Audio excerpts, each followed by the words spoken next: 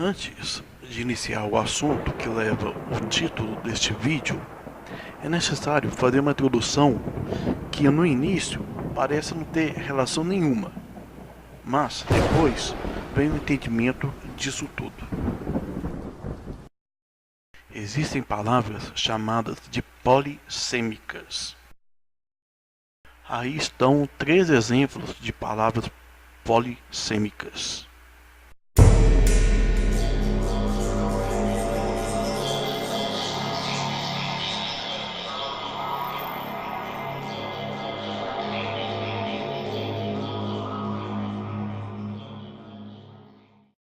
Isto ocorre também nas traduções da Bíblia.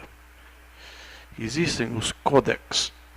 Os códex são fragmentos dos textos bíblicos. Alguns mais famosos são o Alepo, os Sinaíticos e o Codex Vaticanus. E há outros também. Oficialmente, os textos originais já não existem mais.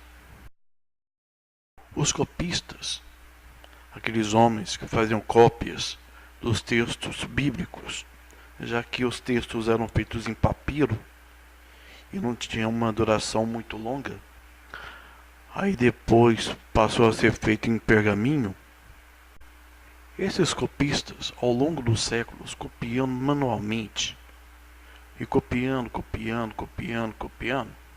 e traduzindo para diversos idiomas da época, mudaram o sentido, o significado de alguns textos bíblicos.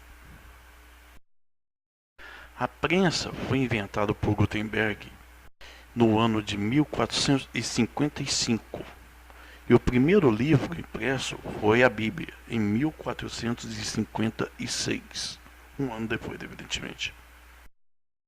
Desde a época que João escreveu o Apocalipse e Paulo escreveu suas cartas, foram quase 1500 anos copiando à mão. Foram quase 1500 anos copiando à mão, cópias e cópias e cópias e cópias e cópias. Evidentemente que houve muitos erros não intencionais, talvez sem querer querendo. E às vezes mudavam uma palavra por outra para proteger a doutrina de possíveis heresias que poderiam corromper as escrituras. E com essas mudanças de palavras surgiram uma falta de harmonia, contradições e coisas do tipo. O problema é muito antigo. Se alguém tiver a curiosidade de pesquisar nos originais gregos, um texto dirá uma coisa e outro texto original, em grego, dirá algo diferente. Um exemplo em português. As versões mais conflitantes em português são atualizada e corrigida. Se pegar uma Bíblia de cada e comparar, verá algumas palavras muito diferentes.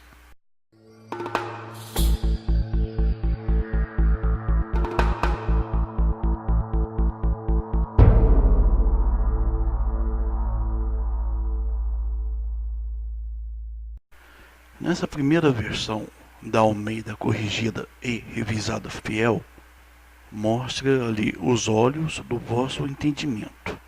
Entendimento é espírito. Na segunda versão, que é a nova versão internacional, mostra os olhos do vosso coração. Coração geralmente é ligado à alma, que é diferente de espírito. E na última versão ali, que é a revista e atualizada Almeida, também fala de olhos do vosso coração. Os olhos do vosso coração. E o coração, se for levar para a parte espiritual, tudo bem. Concorda com o entendimento. Só que, quando se fala coração, na maioria das vezes, é tido como alma. E alma é uma coisa, espírito é outra. E outro detalhe, que é só na nova versão internacional que mostra que Paulo ora. Assim, oro também para que os olhos do coração de vocês, né? Na versão corrigida e revisada fiel não mostra, e a revista atualizada Almeida também não fala que ele está orando. O site bibliaonline.com.br mostra várias versões de Bíblias e com várias traduções. Em cada língua há 2 ou 3 ou mais versões da Bíblia. No idioma grego há 2 versões, o Textus Receptus e o grego moderno. E há palavras que se destoam entre uma e outra versão e são considerados como originais. São diversas variantes textuais nos originais gregos. Variante textual é aquela palavra usada para substituir a palavra original. Levando-se em conta as variantes textuais e as substituições de palavras, mantenha o coração e a visão abertas para algumas mudanças, mesmo que no final dessa explicação você não concorde com essa nova visão, com essa nova interpretação. Mas deixando toda essa explicação para trás e entrando no temível 666, aqui está a sabedoria.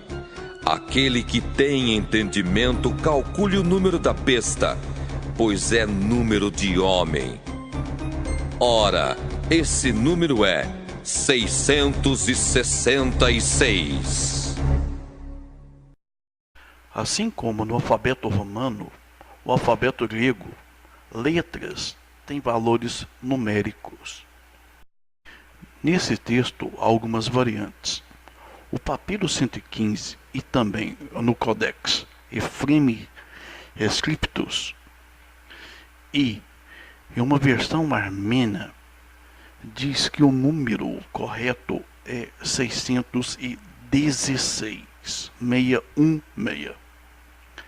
E dizem que este fragmento do papiro 115 é mais antigo do que aqueles que dizem ser 666.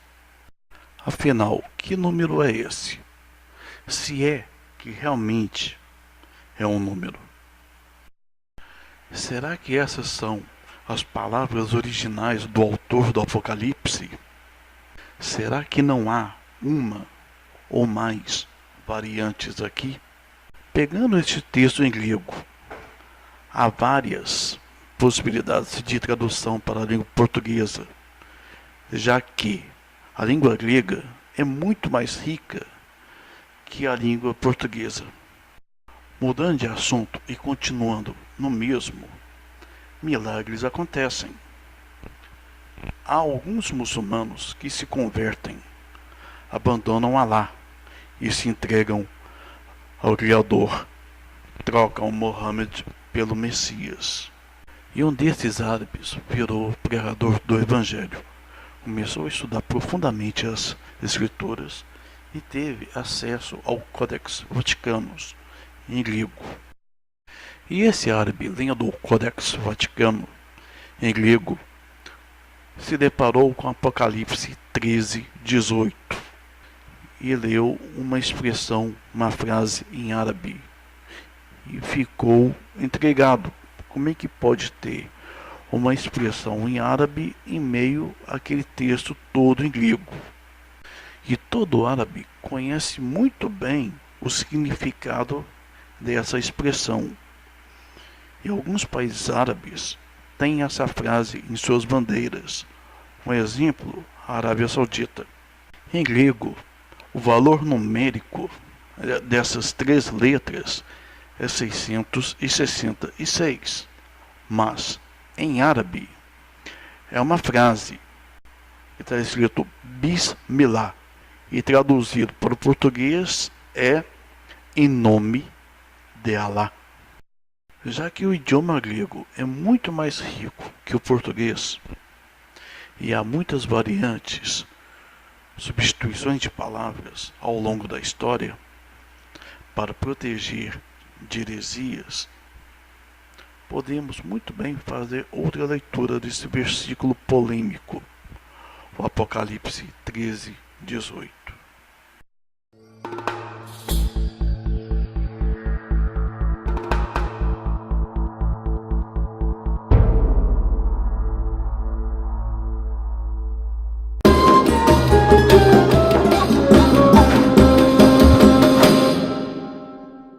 Não tem mais sentido dessa outra maneira? Em vez de calcular o 666, ou 616, ou 646, identificar a multidão que vem em nome de Alá?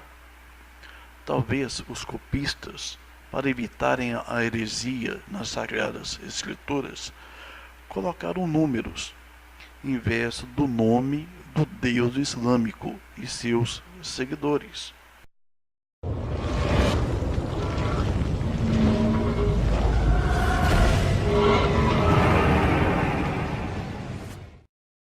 A todos os pequenos e os grandes, os ricos e os pobres, os livres e os escravos, faz que lhes seja dada certa marca sobre a mão direita ou sobre a fronte. Segundo o léxico hebreu, a palavra usada para marca é charagma. E essa palavra charagma sugere algo como bandana ou distintivo.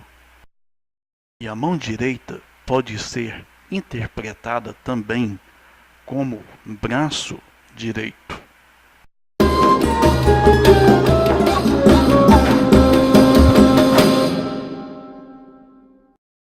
Só faço uma pergunta: será que isso tudo tem algum sentido? Ou é muita, mas muita imaginação?